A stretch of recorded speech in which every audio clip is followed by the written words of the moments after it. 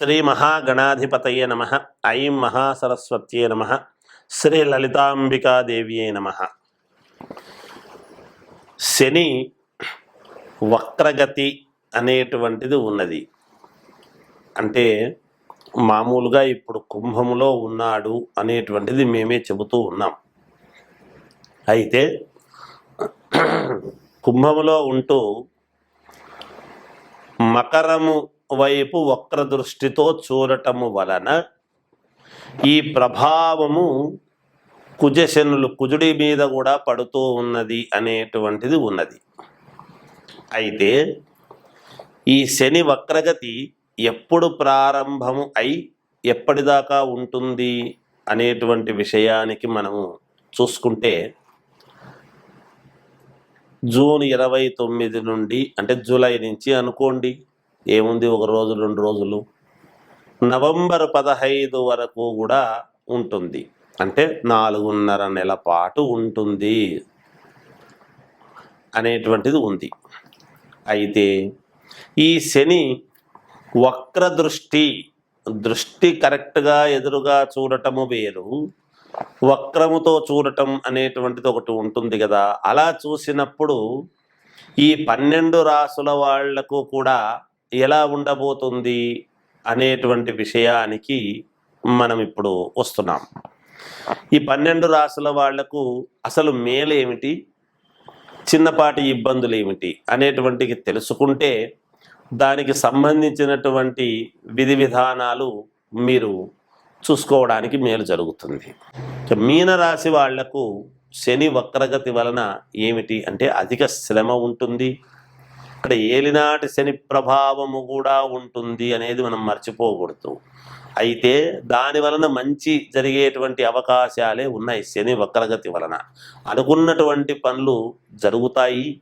ఎక్కడో 1-2 చిన్న ఇబ్బందులు జరగవచ్చును, అది ఫలానా అని చెప్పటానికి లేదు. ఎందుకంటే ఏ లగ్నంలో ఎవరు పుట్టుంటారో తెలియదు కాబట్టి వాటి శని వక్రగతి దృష్టి వలన మీన రాశి వాళ్లకు ఎలా ఉంటుంది అని చెప్పగలుగుతున్నాం. అందుకని అక్కడ రాహువు కూడా ఉన్నాడు కాబట్టి యోగాలు దగ్గరికి వచ్చి కొంచెం తప్పిపోవటం, ఎంతో శ్రమపడి తెచ్చుకున్నటువంటిది సరిగ్గా నోట్లో పెట్టుకునేటువంటి ముందు పక్కకు పెట్టడము కానీ కొంతమందికి అలా ఉంటుంది. జాగ్రత్త వహించండి, అంతే ఏమి లేదు. మిగతా వ్యవహారాలలో ఆరోగ్యపరంగా కానీ ఇంకో రకంగా కానీ ఇవన్నీ బాగానే ఉన్నాయి. పనులు యథావిధిగా జరుగుతూ ఉంటాయి. మీనరాశి వాళ్లకు శుభకార్యాలు చేయాలి అనేటువంటి సంతాన విషయంలో యోగవంతమైనటువంటి నిర్ణయాలు తీసుకుంటారు, అనుకూలవంతముగానే ఉన్నది. కానీ శని వక్రదృష్టి వలన చిన్న ఇబ్బందులు మాత్రమే ఉన్నాయని తెలియజేస్తూ ఉన్నాను. ఇక అన్ని రాసుల వాళ్ళు కూడా పరిహారము ఏమి చేసుకుంటే మంచిది శని వక్రదృష్టి వలన, అలాగే కుజుడి యొక్క ప్రభావం వలన అని గనక ఒక్కసారి మనము ఆలోచన చేసినట్టయితే మనము చేయాల్సింది ఏమిటి అంటే, షాపుల్లో నవధాన్యాలు దొరుకుతాయి. శక్తి తక్కువగా ఉండేటువంటి వాళ్ళు ఆ నవధాన్యాల ప్యాకెట్ తీసుకొని పోయి నవగ్రహాలు ప్రతి గ్రహాల చుట్టూ ప్రతి గ్రహము దగ్గర కొద్దిగా నవధాన్యాలు అన్నీ కూడా వేసి 9 ప్రదక్షిణలు కానీ 11 ప్రదక్షిణలు కానీ తిరగాలి. మరి ఇది 4.5 నెల ఉంటుంది కాబట్టి ఈ 4.5 నెల పాటు ప్రతి శనివారము తిరిగితే మంచిదే, యోగమే. అయితే మాకు పర్వాలేదు అని అనుకునేటువంటి వాళ్ళు నవగ్రహ హోమము చేసుకుంటే పుణ్యప్రదం ఒకటి. అటు ఇటు కాకుండా మధ్య మార్గముగా ఉండేటువంటి వాళ్ళు కొంతమంది ఏమిటి అంటే, ప్రతి శనివారము కూడా కుజుడికి సంబంధించినటువంటి ధాన్యము కందిపప్పు, శనికి సంబంధించినటువంటి ధాన్యము నువ్వులు, ఇవి రెండూ తీసుకొని ఎవరికైనా అయ్యగారులకు వాళ్లకు దాన ధర్మాలు చేస్తూ ఉంటే కూడా మంచిదే, యోగమే. ఇక ఇంకా ఏమైనా ఉన్నాయా ఇవి చేసుకోవటానికి అని అనుకునేటువంటి వాళ్ళు ఈ రెండిటి యొక్క ప్రభావము పోవాలి అని గనక అనుకుంటే ఆంజనేయ స్వామిని ఎక్కువగా ఆరాధించండి, మేలు జరుగుతుంది. ఎంత ఎక్కువగా ఆంజనేయ స్వామిని ఆరాధిస్తే అంత మేలు జరిగే అవకాశం ఉంటుంది కాక. ఇక వ్యక్తిగతమైనటువంటి జాతకాలలో ఎందుకైనా మంచిది ఒక్కసారి మీరు చూసుకొని దానికి తగిన నిర్ణయాలు కనుక చేసుకున్నారు అంటే తప్పకుండా మీకు మేలు జరుగుతుంది గాక. జయోస్. శ్రీ మహాగణాధిపతయ నమః. ఐం మహాసరస్వత్యే నమః. శ్రీ లలితాంబికాదేవియే నమః. మామూలుగా మన జాతకములో గ్రహాలు అనేటువంటివి లగ్న కుండలిలో ఉంటాయి. ఈ శని వక్ర దృష్టి, శని ఎందుకు ఇబ్బంది పెడతాడు, ఏలినాటి శని అన్నా, శని మహాదశ అన్నా, ఇలాంటివి ఉన్నప్పుడు శనేశ్వరుడు ఎందుకు మనకి ఇబ్బంది పెట్టడం అంటే ఆయా స్థానాలను బట్టి ఇబ్బంది పెడతాం. శని దేహపీడాకారకుడు అనేటువంటిది మనం గమనించాలి. ఆరోగ్యకారకుడు ఎప్పుడూ కూడా. అయితే మనకు పరిపూర్ణమైనటువంటి ఆరోగ్యాన్ని ఇవ్వవలసినటువంటిది ఆరోగ్యం భాస్కరాది చేతనే సూర్యభగవానుడు ఇవ్వాలి. ఆ సూర్యభగవానుడికి కుమారుడు అయినటువంటి శని ఈ శనేశ్వరుడు. ఈ శనేశ్వరుడు ఏమిటి అంటే విపరీతమైనటువంటి శారీరకమైన శ్రమను పెట్టడం, దేహానికి విపరీతమైన శ్రమ పెడతాడు. ఆ శ్రమ పెట్టేటువంటి దాని వలన మనం శ్రమ పడింది మరి కష్టే ఫలి అన్నారు కదా.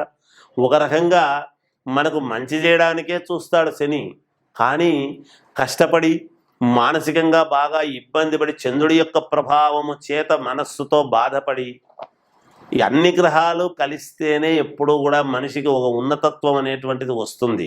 అందుకే కదా నవగ్రహాలన్నీ ఒకే పాడమట్టములో ఎలా అయితే ఉంటాయో ప్రతి మానవుడి యొక్క దీంట్లో కూడా లగ్న కుండల్లో ఎక్కడెక్కడ ఏమున్నాయి అనేటువంటిది మనం చూసుకుంటాం. దాంట్లో భావచక్రం ఏమిటి, ఆరుడ ఏమిటి, నవాంశ ఏమిటి, ఇంకోటి ఏమిటి అన్నీ చాలా ఉన్నాయి, చూసుకుంటాం. ఏ దానికి అది ఏమిటి, ఏం సంగతి అనేటువంటివి ఉన్నాయి. అయితే మనం ఎక్కువగా లగ్న కుండలి అనేటువంటిది చూసుకున్నప్పుడు మనము ఏ గ్రహం ఎక్కడ, గురువు ఇవ్వవలసినటువంటి యోగాలు ఏమిటి, శుక్రుడు ఇచ్చేటువంటి వెలుగును ఏమిటి, అలాగే కుజుడు ఇచ్చేటువంటి కారణాలు ఏమేమిటివి అని ఒక్కొక్కరు ఒక్కొక్క ఇది అనేది ఉంటుంది కదా. అన్నీ కలిస్తేనే మానవ జీవితం, ఈ ఒడిదుడుకుల యొక్క జీవితమే మానవుడిది. కనుక ఎక్కువగా శనేశ్వరుడి యొక్క ప్రభావం ఎలా ఉంటుంది అంటే దేహము మీద ఎక్కువగా ఉంటుంది. మన కర్మ ఫలితాన్ని మన కర్మండి అంటాం మనం. అంటే బుద్ధి కర్మానుసారిణి. బుధుడు మనకు బుద్ధిని, ఇది జ్ఞానాన్ని ప్రసాదించేది గురువు. ఇవన్నీ కూడా బుద్ధిలో బృహస్పతి రావాడు అంటూ ఉంటారు, వినుంటారు. ఎందుకంటే పూర్తి జ్ఞాన సంపదను అనేటువంటి. అలాగే మోక్షము ఇంకొక రకమైనటువంటి ఇది ఇచ్చేటి కేతువు, రాహు కేతువులు ఇచ్చేటువంటివి. ఎవరి ప్రభావము వాళ్ళు చూపిస్తూనే ఉంటారు. ఎక్కువగా శనేశ్వరుడు ఏమిటి అంటే అలా పాతాళాన్ని చూపిస్తాడు, మహాద్భుతమైనటువంటి శిఖరాన్ని ఎక్కి కూర్చోబెడతాడు శని అనుకుంటే. అది శని భగవానుడి యొక్క ప్రతిభ ప్రతి వాళ్ళ జాతకములోను. అందుకనే శని వక్రగతి అనేటువంటిది వచ్చేటప్పటికీ రాసుల ప్రకారముగా మహాద్భుతముగా ఉండినా శని వక్ర దృష్టితో చూస్తున్నాడు ఓరకంట అనేటువంటిది ఎప్పుడైతే వస్తుందో కొన్ని ఇబ్బందులు అనేటువంటివి సహజం ప్రతి వాళ్లకు కూడా. అందుకే దానికి సంబంధించినటువంటివి ఎవరెవరు ఏ లగ్నంలో పుట్టారు వాళ్లకు ఆ శని ఎక్కడ ఉన్నాడు, అనుకూలమైన చోట ఉన్నాడా, ప్రతికూలమైన చోట ఉన్నాడా, గోచార రీత్యా ఇప్పుడు వక్ర దృష్టిలో ఉన్నాడు ఇప్పుడు శని. ఆ వక్ర దృష్టిలో ఉండేటువంటిది ఆయా లగ్న జాతకులకు ఎక్కడ ఉన్నాడో చూస్తే వీటిని ఒక్కసారి మనం సమన్వయం చేసుకుంటే కొంతమందికి కొన్ని ఇబ్బందులు తప్పవు, కొంతమందికి మంచి తప్పదు. మంచి జరిగేటువంటి వాళ్లకు మంచి, ఇబ్బందులు జరిగే వాళ్లకు కొన్ని ఇబ్బందులు ఉంటాయి. కాబట్టి ఆ ఇబ్బందులు పడకూడదు అనేటువంటి భావనతోనే ఈ శనేశ్వరుడికి సంబంధించినటువంటిది మిగతా గ్రహాలకు సంబంధించినటువంటి ఒక్కసారి మనం చూసుకుంటే మేలు జరుగుతుంది అనేటువంటి భావనతో తెలియజేయటమే ఈ ముఖ్య ఉద్దేశ్యం అని తెలియజేస్తూ జయోస్తు.